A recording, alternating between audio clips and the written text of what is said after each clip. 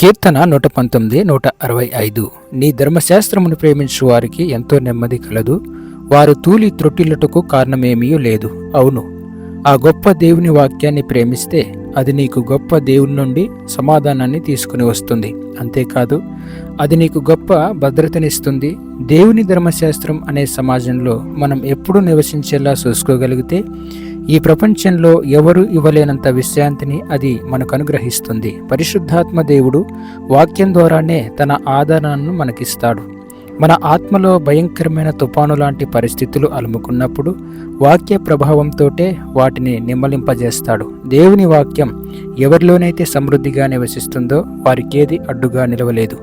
అలాంటి వారు తమ శిలువను అనుదినం మోసుకుంటూ వెళ్తున్నా అది వారికి ఆనందంగానే ఉంటుంది. అగ్ని వంటి మహాశ్రమలు కలిగిన ఏదో జరగకూడనిది జరిగిపోయినట్లుగా వారు